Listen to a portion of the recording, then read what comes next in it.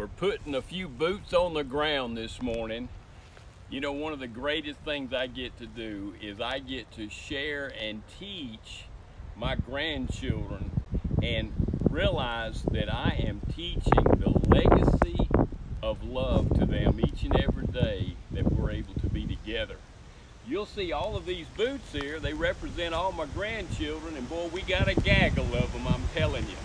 And when we get into the woods, I'm telling you, it's like termites on pine bark, man. We can cover the ground when we get in the woods. We so enjoy doing that. But I'm telling you, I am intentional when I bring my grandchildren with me to the woods. I realize that I have limited opportunity to teach them in those very teachable moments the legacy of love that Jesus Christ has shown me in my lifetime.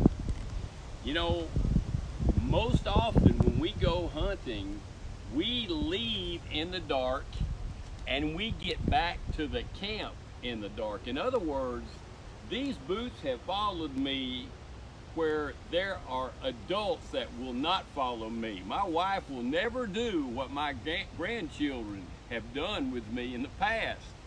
We have a great time with that. But I give them a light in the midst of the darkness, through the woods, crossing creeks, and everybody has their light. And they've learned through the experiences of life, they've learned to trust, they've learned to cast out fear of the dark, and they've learned, most importantly, that I love them and I will take care of every need that will arise.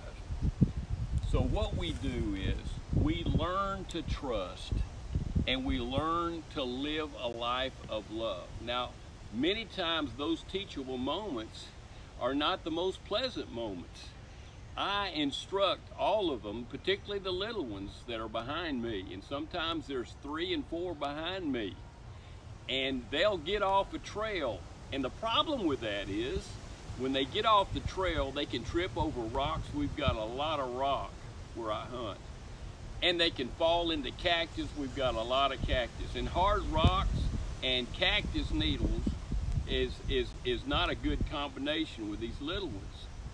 Now, one of the most teachable moments that I can remember, on several occasions, those children have tripped and fallen, skint their knees, they've had cactus needles in their legs, and what I've done is simply walk over and pick them up and carry them.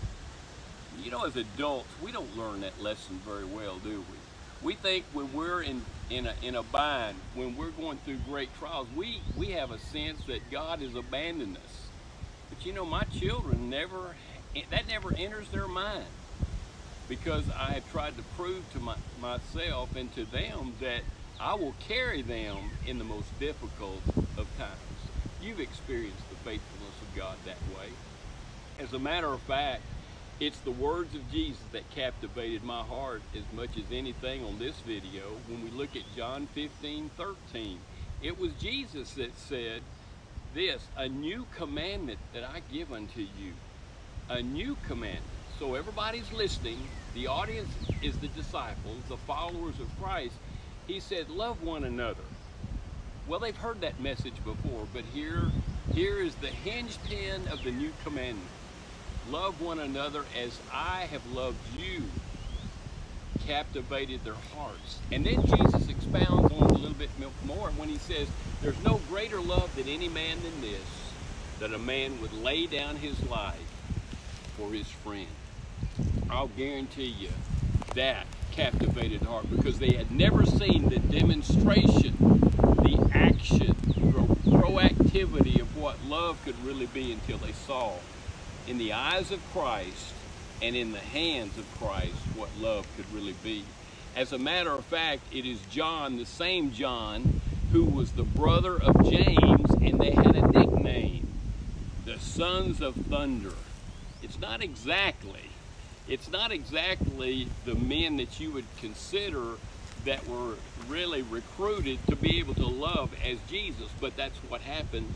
So transformed was the heart of John that he inscribed these words. He said, love one another.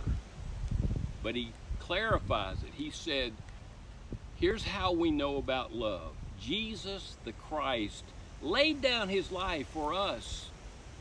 And he continued to think through. And thus we should lay down our lives for our brothers.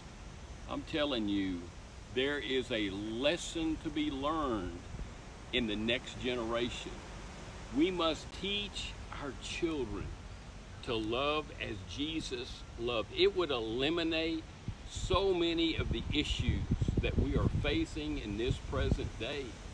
John goes on to say, as he thought about who he was in Christ, he said, so much is the love of the Father that he has lavished upon us that we have been able to be called the children of God.